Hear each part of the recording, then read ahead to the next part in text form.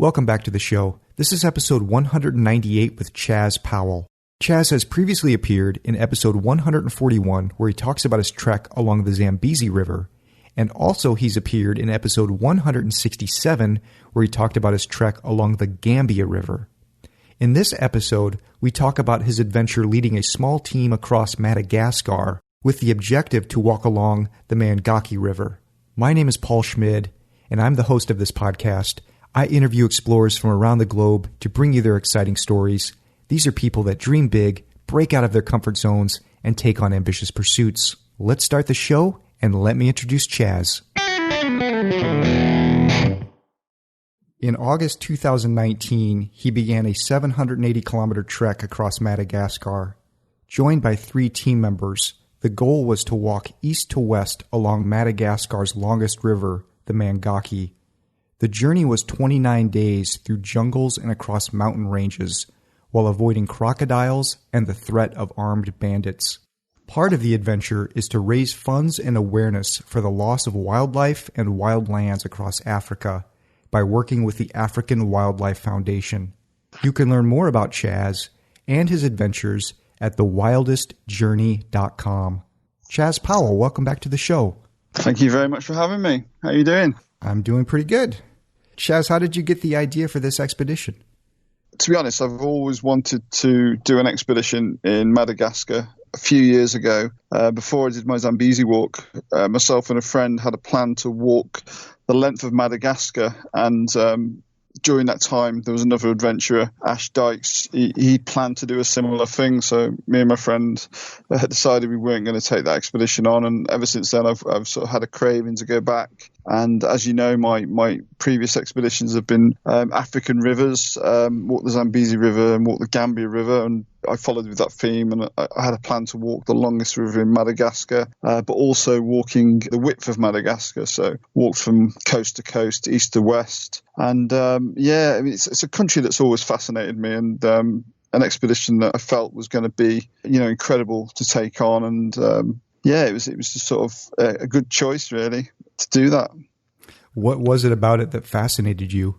I think years ago, like I said, I studied it quite in depth, and the fact that 250,000 species are endemic to Madagascar and they can't be found anywhere else on the planet, and it's just a fascinating country, and that side of it really sort of made me want to go and made me sort of fascinated to explore that area. But also, I don't know, it was a completely different continent.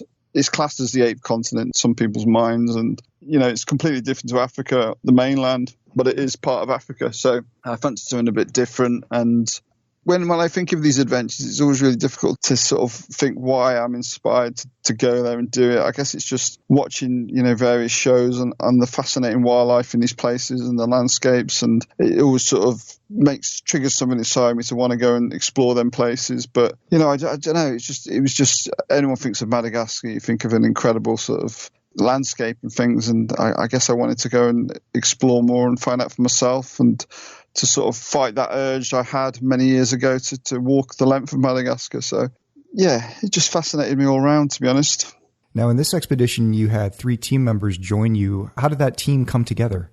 With my previous treks, I've walked solo on the Zambezi. I had a couple of people join me from time to time just for a few days here and there, but for the most part it was a solo expedition. The Gambia River, I was with one friend who's an expedition photographer, Tim Roberts. He joined me on the Gambia trek. With the Madagascar trek, I fancied having a team of people that all had a role within the team. I wanted someone that could maybe be able to speak French, to be able to translate the languages, someone that could take amazing photos, so an expedition photographer, someone that could help film the journey. And I sort of advertised for people that were interested. And I think I had nearly 100 emails about joining the team, and I sort of filtered through people that were most serious and could obviously bring strength to the team. And it ended up with having a small team, and yeah, that was it really. I guess it was just an idea of being the expedition leader and having a team of people that all had a role within the team that could help, and help study the wildlife, document the trip, and it just seemed like a cool idea, Can you introduce the team to us? Yeah, so there was obviously myself as the expedition leader. There was Emily Gorse, who was the expedition ecologist, but also she was French speaking, so she was, I guess, the team translator as well. There was Justin True. He's an American adventurer, really, but he also helped come along and film the trip and document it and things with me. And then there was Nina Weis, I think is the pronounce her name. She was an expedition photographer, and she, unfortunately, she was only with us for just under a week. She had a back injury that when she was walking, she couldn't really carry a bag and things, and she struggled on the first section of the trek, so she ended up leaving the team, on the first sort of section of the walk, really, which was a shame. And that meant we had to sort of rely on our own little bits and pieces to photograph the journey. But yeah, that was the team pretty much. How did you put the word out about this adventure? Was it just through your own social media, or was there like another website that you used to try to find adventurers that want to go with you? Pretty much just my own social media, to be honest. I use Instagram a lot. I've got quite a good following on there, and Facebook as well. So I just put a description of what I wanted to do and asked if anyone was interested, really, and got a massive response, and also put something on my website about it. And it was more just sort of putting feelers out there to see if anyone would be interested in having an adventure. And so I used it off my own sort of social media platforms, but I wasn't really sort of holding my breath with getting anything from it, really. It was just more of interest to start with, putting out, seeing if anyone was interested. And I was really surprised how much interest I had. And even now, when I talk about adventures, I get a lot of emails, people wanting to join, and it's always really humbling and overwhelming that people want to join my expedition and they're interested in what I do and things like that. So it was all just done through my own sort of social media. Well, Chaz, you've already spoken a little bit about Madagascar and why it fascinates you, but what else should we know about Madagascar, maybe in terms of some of the bullet points about it, like its size, its population, and so on? It's the fourth largest island in the world. It's classed as the eighth continent of the world with its size and the fact it's, 250,000 of them species are endemic to the country.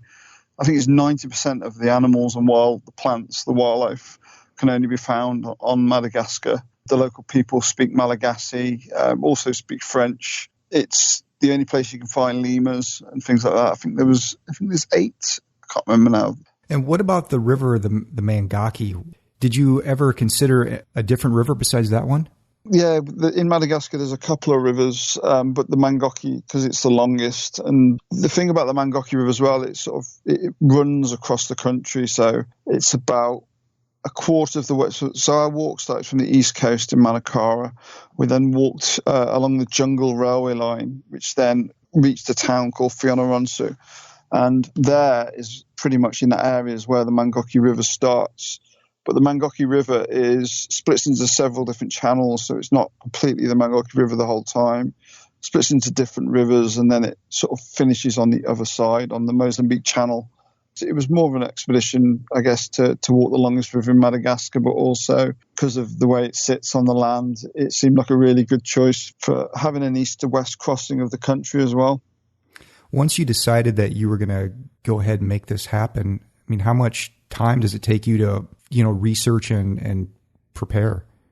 A lot of the times when I've done adventures like the Zambezi, it takes a long time to plan, but it's only really worrying about myself and things like that. When you're managing a team, it does get a bit more complex, and you've got to make sure everyone's got the right equipment. You make sure everyone's committed and they're doing it for the right reasons. And also just the weather, things like the weather, making sure you're going when it's not going to be monsoons and things like that, and you're going to be walking.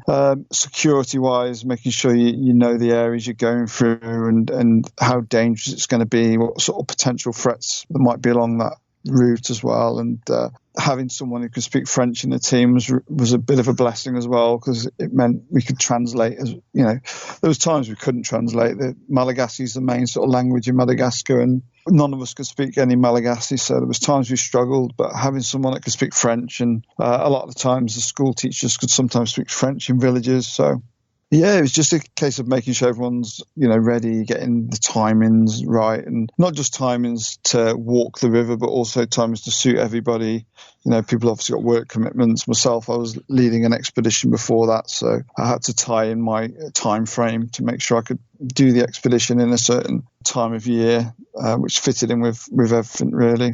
to make sure everyone's got the right mentality is really important as well, because people can obviously want to do stuff, but it's not always the reality of things is a bit different. And making sure people can actually do an expedition like that is a really tricky thing to do. Some of the team members really struggle. Like I said about Nina, she dropped out early on because of her back. And I think sometimes the reality of trying to do these things is really difficult. And you have to be mentally strong and obviously physically fit to walk for such a long time in difficult environments.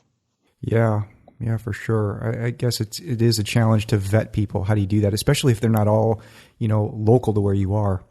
With that, I had, when I initially set out to plan the expedition, I had, when I emailed people, I said, basically, this is how it's going to be. And I planned the training weekend, and I said that people who join the team have to be part of a training weekend. And because the people I decided to have with me, none of them were from the UK. Emily was living in London, but the rest of the guys didn't live in the UK, so it was difficult to plan a training weekend. And I ended up just going people's, resume and what they'd done previously and how I felt they contribute to the team and if they could mentally handle it. And it was a really, really tricky and I guess risky strategy, just not doing a training weekend. And something I know that, if I do future team expeditions with my own adventures, I'll definitely have to do a training weekend just to make sure I know people can sort of handle them sort of difficult times, really.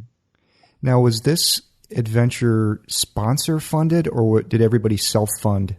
So everybody self-funded, yeah. I mean, I applied a joining fee to the expedition, so people who wanted to join, they had to pay, obviously, for my logistics and things and various different sort of things that had to be included into the costs and things like that. So that was something people had to commit to, but also they had to cover their own costs for transporting country, and food costs between us had to be split, and there was no sponsorship or anything like that. So myself, I've got kit sponsors like Craghoppers and Water to Go that sponsor my clothing and some of my bits and pieces, but for the most part it was all pretty much self-funded. Well, how do you get to the starting point? Where do you land in Madagascar? Everybody sort of landed in Antananarivo, which is the capital. Then Justin and Nina arrived a couple of days before because everyone was coming from different places. It was quite tricky to all calculate to arrive on the same day. So we all met in a hotel in Antananarivo.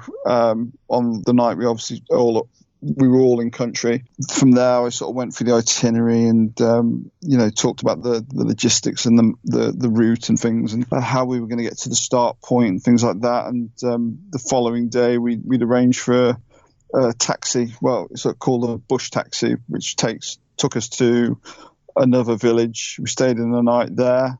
Can't remember the name of that village now, but then from there we got another bush taxi, which took us down to the coast. Actually, no, the first couple of days it took us about 3 days to get to the coast. The first day was obviously the halfway point. Then we stopped at Ranamafana National Park to take some photos and visit one of the national parks there. And then the third day, we got another bush taxi down to Manakara, which is where we started the walk on the east coast. Now, when you get there, are you doing any supplying at all, buying food? So we did all that beforehand. In Antananarivo, we pretty much stocked up on rice and oats and lightweight sort of dry goods and things that we could cook on the way.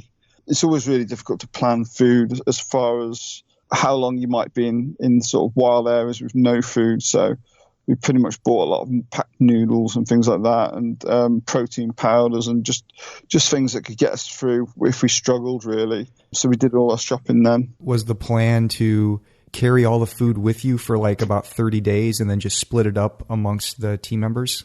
The plan really was to try and carry, because I knew that we were going to reach one of the bigger cities after a week of walking. So the plan was to carry about a week's worth of food to start with, then stock up again for another couple of weeks, because that sort of section after the city, Fianarantsoa, was going to be the wildest part. Wasn't sure how many villages there'd be, how many communities that might have food and things like that. So we had to get a couple of weeks worth of food before going into that wild part where the Mangoky is. So yeah, just really a couple of weeks worth of food. And when you've got a couple of weeks worth of food, you're always going to reach places where you can sort of buy a meal and things, and the villagers will feed you, if you give them some money and things like that. So, and you also get offered food, most of the time in any kind of African village, they're really sort of welcoming and things, and they will offer some food at times. So it's just making sure you have got food in your bag if you need it. And there was points on the expedition where we did run really low on food, and there was probably times where we hadn't got anything really, and there was half a day at least when we hadn't eaten. Hunger was a big part of it, especially the middle section of the walk. We did reach several villages, but I think the more you get into an expedition, the more your bag and things gets tricky, and you try and cut corners and things like that. And there was a few points where we were just hungry quite a lot. Now, do you have any handlers you're working with there, or any support on the ground? No, it's all, like all the logistics and planning is all myself pretty much. I do a lot of research into the in-country sort of problems and things like that, and the terrain, and pretty much just plan a route really and assess it as I go along. There's only so much you can do in these areas when they're not very well documented. The Mangoky River, no one's ever walked from source to sea along the Mangoky River before, and even finding the source of the river was a really difficult subject. And because it splits into several different channels, people would say it starts here, people would say it starts there, and I pretty much went with the longest tributary, and the local knowledge in country of what people said was the longest part of the Mangoky River. So it's all done by myself, and we did hire security and guides along the way as well to help us with sort of routes and things. But I get that question quite a lot about, have you got any on the ground people and what's the name, support teams. And I've never done anything like that. I've always because I lead expeditions is my main sort of job. I'm quite used to sort of managing logistics in countries and sorting out problems, and there's always plan Bs and things around. If anything goes wrong here, we can always opt for this sort of route, or we can, get out points and things like that. But there's never really much point having anyone on the ground. I've got an inReach satellite phone, which if anything does go wrong, I've got an account on there where I can get support and help if I need it. Also, people back home I can contact who can, be in touch with embassies and things if I need to as well. But as far as people on the ground in country, I've never seen much point really, to be honest. 3-day journey to get to the coastal town of Manakara, and you guys begin the walk. What is that coastal town like? We didn't really spend a lot of time there. It was a really nice sort of area to be. It was loads of little markets, the sort of train, because we started the train line, there's loads of little markets nearby the train line, and it was one of the last places we could go to a cash point and things. And we started to walk on the beach, and there was a nice little hotel and little restaurants. We had some food, and we took some pictures and did some videos and things. But to be honest, we didn't spend a hell of a lot of time there. We got there in like mid-morning, and then we just sort of started walking pretty much. So we didn't spend a lot of time there, but from what I did see, it was a nice little coastal area, pretty chilled out. And then you begin walking on a railroad? It's called the Manakara-Tifranaronsu Jungle Rail Train Line. I think there's an actual another name for it, but I can't remember what it is, to be honest. But then, so it runs through the sort of jungle, through the highlands up to Fianarantsoa. It's about 180 kilometres, I think, in total, the train line itself. And there's several little stops along the way. We went past waterfalls. We went past several different villages. It's difficult to really describe it. There's really remote sections and there's little dotted communities. But for the most part, Madagascar's quite a sensitive place in parts. There's the security of it is difficult. I've not mentioned this side of it yet, but some of the areas we went through were a bit like Wild West. A lot of people have guns, and there's a lot of people warning us of problems along the way. And it was difficult. We reached some of the railway line stops, and as soon as you sat down, you pretty much wanted to get moving again because you felt like it was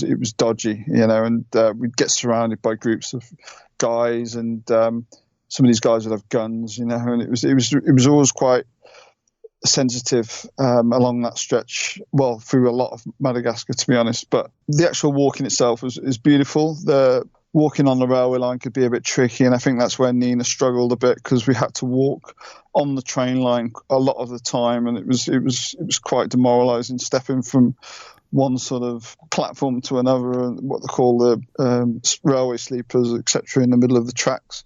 So walking on that was quite tricky, and we were walking uphill as well, because it was from the coast upwards through the highlands, through the jungle. It was beautiful. There was lots of tunnels, there was lots of waterfalls, there was lots of jungle. It was a really nice. It was a mixture, Madagascar, for me, to be honest. And I think if you ask the other guys as well, they'd probably say the same. It's a mixture of the two. You've got incredible scenery. You've got, overwhelming to be in a place like that. But then also you're going through quite difficult times. You've got people giving you a lot of grief, security-wise. And I know the other guys suffered quite badly with their feet and things like that. So it was tricky. Yeah, it was tricky in general, to be honest. But is this rail line abandoned, or are there active trains going up and down? It's supposed to run twice a week, I think. One way, the one time it goes from Manakara to Fianarantsoa, and then a second time it goes back, so Fianarantsoa to Manakara. So twice a week it runs. But yeah, I think we did see it once, that was it. And we heard it once. We saw it once as we were walking up. So it was coming from Fianarantsoa back to Manakara. And then we heard it again when we were sleeping in one of the little towns. We heard the train coming past about midnight or something like that. So yeah, only twice a week, really. Okay, so you mentioned that Nina, somewhere a few days or around a week into it, gets injured. What happens then how does she get evacuated? So what happened with Nina was, after about a few days, she started to feel some pain in the back. And at that point, we obviously weren't amazingly concerned. We just thought, maybe it will sort of ease off and things like that. But I think by the fourth day, she was really sort of struggling. Me and Justin were helping carry her bag. And then that still wasn't really helping. She was still quite struggling with it bad. And then we got someone else. We hired someone for a day to carry her bag, because obviously carrying our bags and then trying to help carry hers was really difficult. So we got a young guy from the village to help carry the bag as well. And I think just in general, the walking and it was just her back. I think she'd had an injury on her back several years ago, whenever it was, and I think it must have just triggered it. And she suffered with it. So what happened was, we reached the village, which was the last sort of point really where there was an option to get a car, get a road out. So I sort of said to her, and I think we spoke about it, and I said, we'd spoke about it before. How are you feeling? How are you going to cope? And do you think you're going to be all right? And I could tell that she was getting emotional. That it was going to be too much. And I think the only real decision could be for her to sort of get a vehicle, meet us in Fianarantsoa, and then when we actually reach Fianarantsoa, then hopefully she would have rested and we'd be able to make a decision on if she can continue. But we got a bush taxi for her, and she went to Fianarantsoa and decided that pretty much she couldn't continue, really, because it was just, the injury was still there. You were just talking about packs and carrying packs. So let's talk about, what do you have, or what are you carrying with you in your pack? So my bag, I try and carry as light as possible. I have everything I need, but try and be as comfortable as possible. So in my bag, I'll have a lightweight tent. So I've got a MSR Hubba tent, which is lightweight, but also freestanding as well. So that's quite comfortable to be in. Also a lightweight sleeping mat. A lightweight sleeping bag, a little trangia pot to cook with on fires and things, a first aid kit. So I had a group first aid kit, and everyone else probably had a little first aid kit as well, but I had a group one. A satellite phone, head torch, spare batteries and things like that. I only really take 2 sets of clothing, so I had my Crag Uppers and Aussie Life clothing, which is insect repellent treated and things like that, and 2 water-to-go bottles, 2 filtered bottles that I could use from any water source. What else did I have? I didn't really have much, to be honest. Yeah, like 1 sort of fleece jacket and food and things like that. Carried as light as possible and just pretty much take what you need.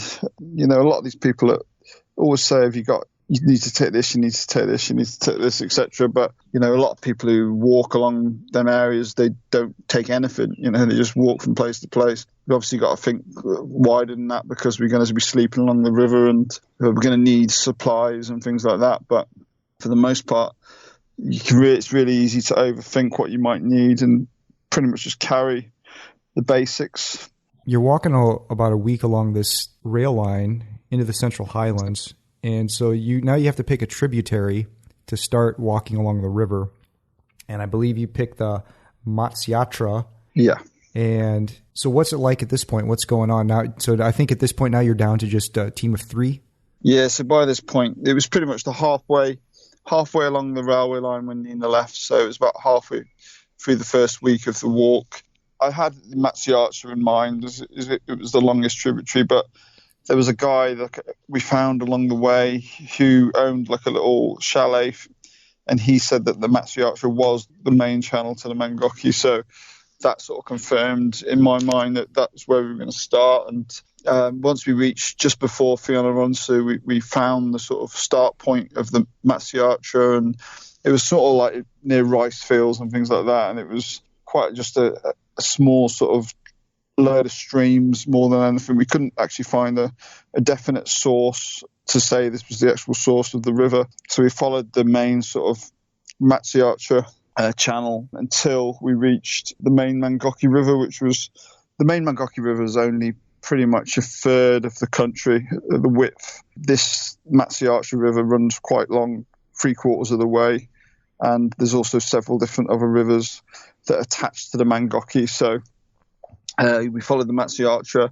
Yeah, we followed it. To be honest, we only followed it for a few days, and this is when we were having constant threats of armed bandits and problems. And it was after the sort of third day we reached a small village, and we'd already had warnings. And the mayor of the village said to us, you really cannot continue along this river. It's just too dangerous. You will get, you're going to get into real bad trouble. And because I think to start with, I was thinking, it's not going to be too bad. The bandit sort of territories were supposed to be, well, apparently further south than we were.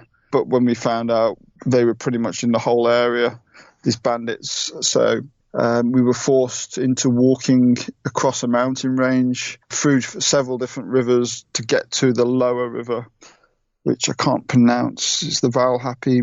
Have you got it there? I don't know. Mananantanana? Yeah, something like that. So we had to walk down to that river, which was across a couple of mountain ranges and wading through several different small rivers to get to it, to avoid these bandits and things like that. But okay, so Chaz, at what point in this do you hire the armed guards to go with you? When we actually hired the armed guards was that time when the mayor said to us, you can't go any further. And if you do go further this way, you're going to need protection. We'd had concerns all the way along, but I think his sort of real concern made us want to take someone with us that was local, that could sort of be that sort of face and protect us sort of things. Everyone did have guns, and it was very hostile in most areas we went to. So the first sort of armed guy we had was this big sort of local guy who the mayor had given us. I think he must have been one of the mayor's security guards or something like that. And he walked with us for the first day. And then it became a bit of a pattern, to be honest. We ended up hiring different security as we went along. And we had a couple of guys with us who stayed with us for just about a week. And these guys became sort of really reliant on them. We didn't pay them much. We paid them, I think it was about £10 a day. It wasn't a lot, but these guys stayed with us. And the one guy, Angelico, he stayed with us for about a week, and he was just like, he became part of the team. Him and a guy called Fanu as well, they both became part of the team. And yeah, it was really sad when they actually decided to stop coming with us, decided to go back to their own village because they became scared for their own safety.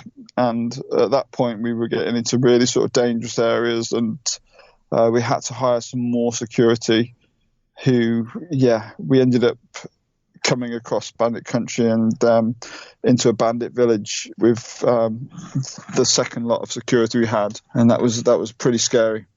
Well, what happens when you come into this bandit-filled village then?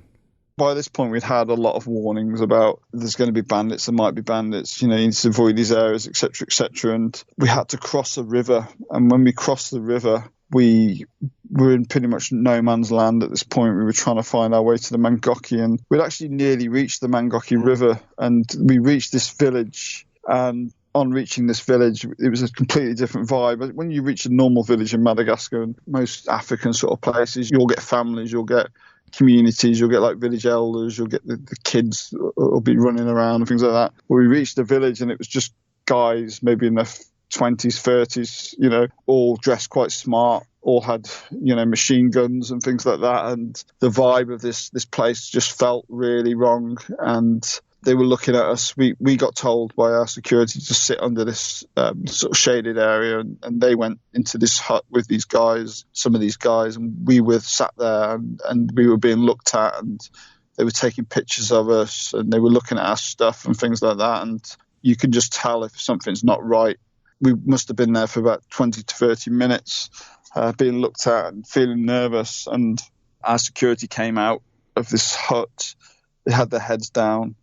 And at this point, I just wanted to leave, and I said to them, "Endao," which is Malagasy for "let's go," and the security just nodded their head and said, "Yeah, let's go." And as we were trying to leave, this one guy was like grabbing the security and sort of saying something to him, and we ended up leaving, and no one followed us. But a couple of days later, we reached another village, and because none of our security could speak any English or any French, we didn't know exactly if these people were bandits or not. So what happened in the end was we reached another village, and they said to us that we were lucky because we actually reached the bandit village. And the reason they didn't attack us was because they'd had problems a couple of years before, and they'd attacked some tourists, and a lot of them had gone to prison and things like that. And they were scared to attack us in case there was, potential of that happening again. So we were really lucky in that village. And we didn't see any bandits again after that. I want to just talk a minute get an idea about like what the environment is like that you're in. So what I mean is, first of all, like what are the temperatures that you're walking in every day? The temperatures did vary a lot, to be honest. It was quite cool in the evenings and the mornings, maybe like 10 degrees. It wasn't warm at all, 10 degrees Celsius in the sort of, mornings and evenings. And then in the daytime, I think it could reach up to anything like 40 degrees. It got quite hot. At some points, it was really difficult walking in the daytime. Really dry environment. There was some rain, some little bits of rain during that time, but it was quite a dry environment in Madagascar. When I set out to walk in Madagascar, I had this image of beautiful jungles and, wildlife-filled areas and the majority of Madagascar outside of the national parks is the agriculture is mainly rice fields, and there's a huge slash and burn type farming technique that they use, which has obviously devastated the environment. And there's hardly any trees. There's no wildlife. There's dry, barren land, for 90% of what we saw, really. So when you're going across this mountain range, then the trees have been cut down, and what's it like? Or is it really thick and you guys have machetes and you're having to bushwhack through? No, I mean, there was none of that really. It was mainly following paths and trails and things like that. And the biggest problem with walking was normally the rice fields. We had to walk through rice fields, and getting through them was really tricky and around them. And we had to walk through several rivers. There was one time, when we actually reached the Mangoky, there was a time when we had to hack through really thick sort of forested areas, and that was along the sort of river's edge, because the river was sort of in a bit of a dip, and there was forest to the side, and there was like beachy sort of paths, and it was getting into a system of not having to walk through the river, because obviously there's crocodiles and things in Madagascar, so walking through the rivers is not that wise of a decision. But for the most part, we had to walk through rivers. We had to walk through a lot of rivers. We spent a lot of time trying to bushwhack through areas, and it, you could walk a kilometre and it'd take about 3 hours, and it was really soul destroying. So we ended up having to wade through rivers, get to the other side, walk a little bit on a beach, wade through the river again, walk on the other side. That was when we reached the actual main Mangoky channel, we had to do a system like that. But actually crossing across these mountain ranges and things, we had, pretty much barren land, no trees, lots of areas where you could see it had been slashed and burned. All the forests have been devastated and things. And I don't like to talk down about places, people have got to eat, people have need, 90% of these people use the wood for charcoal and things, and they have to cook. But when you actually see, the image, like I said before about Madagascar and how I was expecting it to be, it was completely the opposite. It was devastated, and there was nothing. There was no trees. There wasn't even a place to go and hide, to go to the toilet and things like that. It was just really sort of, there was a lot of communities around, and you could see that these communities, they probably struggle themselves with wood and things like that to burn. Most of the agriculture is rice fields, which is what a lot of the land looks like now. Did you see any crocodiles? We saw one crocodile. So when we had to walk through these rivers, what normally happened was we were either with a guide. When we actually reached the Mangoky, we didn't have a guide at that point. I decided that we could walk on our own. From there, we'd be okay. But when we were actually walking through these rivers across these mountain ranges, we were with people that knew the sort of routes and knew where we could cross safely and things like that. But there was one area walking through a quite swampy little area, quite overgrown. And one of the guys actually stopped, and we were asking him why he'd stopped. And he said there was a crocodile, and we couldn't see it very well, but he threw something towards it. And there was this huge noise, and this big, massive crocodile must have just scurried off into the sort of swampy area. And that was obviously a reality check to what it was going to be like at that point. Because that was quite early on with having to walk through rivers. And I think that had quite an effect on Emily, who was a team translator and the ecologist. She was quite concerned about walking through the rivers, and she found that quite a difficult part, rightly so, because it's quite dangerous. But there was several times along the expedition we had no choice. We either had to walk through a river or we'd have to walk back and find other ways around places. But it was eye-opening, and especially when you're walking through the river and your mind can play tricks on you. And sometimes we walk through rivers up to our neck height, we were trying to carry our bags above our head, and it got really difficult. And luckily we did only see the one crocodile. Yeah, that's scary. I mean, neck deep with your arms. You don't even have your arms to protect you because you're holding your bag above your head. Wow. Yeah. Not that you're gonna, get in a fist fight with a crocodile. I think you're gonna lose, though. I think what I tried to do as the expedition leaders, I tried to go first and put people's minds at rest a little bit by putting my own life on the line as far as just trying to find a way across these rivers. But yeah, part of me just didn't really know. It was a gamble every time you cross that river. Is it going to be a crocodile? And you could see local people doing it. Local people walk across, and that sort of gives you a bit of a weight off your shoulders as far as knowing it's potentially okay. And there was one point actually where we got a guy who had a boat, and him and his pregnant girlfriend would carry our bags in their boat and let us hold the side of their boat while we walked through the river, and then they'd meet us again and we'd walk through the river. And they became quite a helpful pair of people, and they helped us sort of get our heads around walking through rivers. But on my previous expeditions, the Zambezi and the Gambia, I've never really walked through rivers like that. The reason I did it in Madagascar, there was no real other option. There was no way of getting a boat across. There was no way of getting a bridge across or anything like that. It was a case of we have to walk across, and that's how the local people get across as well. They walk through the river. It was tricky. So are you guys wild camping each night, or are you looking to camp inside of a village?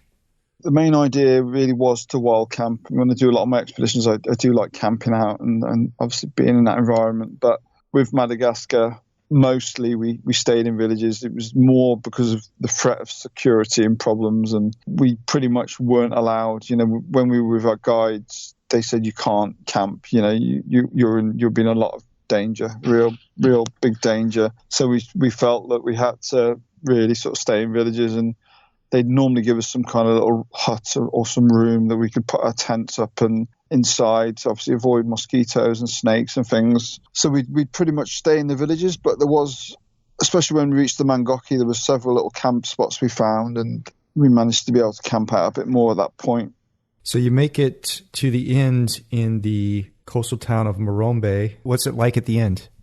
It was, it was a really overwhelming feeling to be at the end of any walk. You've put yourself through difficult times. I think it was a mixture of emotions at the end because, like any walk, the expedition is obviously finished, but also, which is a good and bad thing, because what actually happens is you're going to get tired, you're going to get hungry, you're going to get on each other's nerves a little bit and things like that as a team. And I think towards the end of the expedition, I was relieved we'd finished. The other guys on the team, you could see they were tired. They were suffering with their feet. There was frustrations building up, and I think I just felt like we needed to finish and rest. So that was that side of it. Obviously the relief of finishing and everyone can now rest and we can relax and things like that. But also that this expedition takes a long time to plan and it takes a lot of effort. You have to put so much effort into being able to finish these things mentally and physically. Getting to the end of that expedition is really difficult. So when you finish, you're devastated because your journey's over, but then also you're so relieved because everyone can now relax and there's no pressure, and there's hopefully everyone's going to sort of get a bit of downtime. But the actual place itself, Morombe, was a lovely little coastal village. We stayed in a hotel there on the coast. Really nice because it was a place where we could get some food. We could relax in a nice bed. We managed to get a 4-wheel drive for the following day to take us to Tuliar, which is where we were going to fly back to Antananarivo from. It was a nice place to finish, really. Well, congratulations on the accomplishment. Thank you very much. Looking back on it, Chaz, what would you say? What for you was the most challenging part of it? I loved being in the wild. I loved walking through the rivers. I loved camping out. I loved just being on an expedition. But I think with all the security problems that we had on that expedition and the feeling of having no control over potential things that could go wrong, and the fact I had other team members with me that I had to sort of be responsible for as well, that I found that really, really difficult to sort of deal with as far as potentially going to put people's lives at risk. When I'm on my own expedition, it's my own problem. I can deal with my own things like that. But when I've got a team of people that sometimes, the most of the part, they're reliant on me to get them through. And if anything goes wrong, then I'm the one that's going to be looked at for either trying to solve it or it's going to be sort of my fault in a way. So I think having the security problems that I wasn't really expecting to have was probably the most challenging part for me.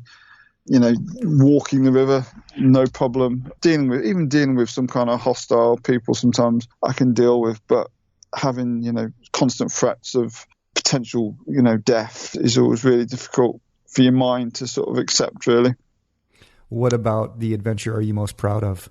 Getting everybody through and getting myself through the expedition and, accomplishing something that no one's ever done before. No one that anyone knows has ever done before, walking the length of the longest river in Madagascar and walking across the country and completing the expedition, really. As far as being proud of little moments and things like that, I guess spending time in places where people wouldn't really go and meeting villages and people that, never have anyone coming into their village. You meet these overwhelming people that are just living a simple life, and I'm pretty sure they won't know anything about this whole lockdown thing that we're going through at the moment. They're just living off grid, doing what they've always done, and we've passed through their life on a certain time. It's like this Angelico that was with us. He only really wanted to come with us because he wanted something to do. He wanted an adventure, but one of the things he said to us was that he'd never seen the ocean, which is, it's an island. To not see the ocean on an island is bizarre, but he'd never seen the ocean and he wanted to come with us to the end to see the ocean, which he never did in the end because obviously the security problems. But just these little moments of being with these people and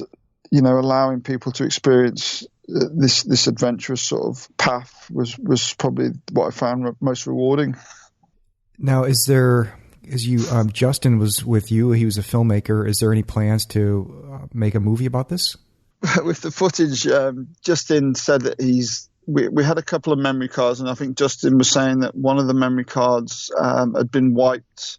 So we can't get all the footage, unfortunately, but there is some footage that we're hoping to try and do something with, maybe some kind of small film or documentary. But unfortunately, I don't think we're going to be able to do a full beginning to end documentary about it, really, because of this missing footage. But yeah, I think the plan originally was to try and make a short film out of it, but we'll see. There's still obviously time to try and put something together, but I'm not too sure at the moment, though. How are things going, and how are things going with the African Wildlife Foundation? Are you still working with them? I guess it's sort of classed as a bit of an ambassador for them as well. So I'll try and represent them when I'm doing these expeditions and things like that. And I came on board with them when I did the Gambia trek and raised funds and awareness. They helped with some logistics and things like that. They haven't really got many projects in Madagascar, any projects in Madagascar, to be honest, but because my sort of expeditions as a whole are about raising awareness for the loss of wildlife, wildlands, teaming up with the African Wildlife Foundation is obviously an honour for me, and hopefully it helps them a little bit with raising some funds and awareness for these problems that are happening in the country. But as far as future plans, I'm not too sure at the moment. Things are in limbo as far as how things will progress with the African Wildlife Foundation and things like that. And but yeah, they've been a good partner to have, and hopefully they feel the same. Well, Chaz, what is next for you? What was supposed to be next for me was walking the length of the Orange River, which is in southern Africa, and that's just one that's just smaller than the Zambezi. It's 1,400 miles long. It runs from Alexandra town on South African coast, west coast, then it goes all the way to the Drakensberg Mountains and finishes in the mountains there. It travels 1,400 miles, and the aim was to walk from sea to source along the river. And I was planning on doing that after my expedition. I work for an expedition company as well called Outlook Expeditions, and I was supposed to be leading an expedition this summer, which was due to finish in August, and then August to probably November I was going to try and walk the Orange River, but at the moment I'm really not sure if that will go ahead. Whether or not it will happen, I don't know. But also I had a plan, another team expedition, which was I was going to put together for early next year, which might still go ahead depending on the situation. Obviously, I feel like we've been pushed back a little bit with what's going on at the moment to make any plans really. So that was trying to summit Africa's 20 highest mountains in sort of one expedition, whilst visiting projects based on Africa's most endangered animals, and maybe like focusing on gorilla conservation projects and projects in Ethiopia on Ethiopian wolf and rhino projects and various different wildlife-based projects, whilst obviously in between doing various different mountain stages of the expedition. So they were the sort of next things on my mind really, but the way things are going, I'm just not sure. I hear you are into camper vans. Tell me about what's going on in your camper van life. To be honest, I've lived sort of a van life for many, many years. I think 2009, I was living in a like a camper van, Toyota Hiace in Australia, and I came back to the UK in 2012. I lived in a van, a Mercedes Vito van, for a few years whilst doing my Mountain Leader Award. And even the last so many years, I've been living back in a van, Mercedes van. But I've recently bought a new van. So I bought a new Ford Transit high top, and the aim is to try and build like the ultimate sort of van, the ultimate sort of expedition home. And I'm currently doing that at the moment. I'm just on the insulation phase of it at the moment, but the aim is to try and convert it to a high standard and be as off-grid as I can, solar panels and bed, kitchen, living room, etc. inside the van and windows and whatnots, and just do it to as good a standard I can. And having this downtime at the moment means I can take my time with it and put a lot of effort into it, and that's how I think I'm going to be living for a number of more years, I think. You bought that van brand new, or did you buy it secondhand? It's secondhand. So it's the latest model of Ford Transit, but it's a 2014. So it's a Mark 8 model, but it's secondhand. I got it from some people. Secondhand, and I've had to do it up a little bit. I had a few dents on the roof and things like that, which I got it a bit cheaper than normal. But I giving myself a bit of time to do some work and get it looking good, you know. Chaz, how can people contact you if they want to learn more about you and your adventures? Yeah, so the best way to contact me is either through my website, which is thewildestjourney.com, or Instagram or Facebook or Twitter, all under The Wildest Journey. If you type in The Wildest Journey on any kind of social media platform, you should be able to find my page, so you can contact me through there. Or if you want to email me about anything or any questions or interested in any kind of adventures I've done or been involved at any point, then Chaz at thewildestjourney.com is my email address as well. Okay, Chaz, thanks once again for coming on the show. I appreciate it, sharing your stories, and congratulations once again on the accomplishment, and best of luck on all your future adventures. Thank you very much. It's been a pleasure. Thank you. Thanks for listening. I'm now posting on Instagram, so be sure to follow me there. Just search for The Pursuit Zone. This episode was recorded on April 16th, 2020. To send feedback, you can write to me at paul@thepursuitzone.com. You can also leave me a voice message at speakpipe.com/thepursuitzone. The best way to support the podcast is to be sure to subscribe and share it with your friends. For the subscription links, show notes, and more, visit thepursuitzone.com.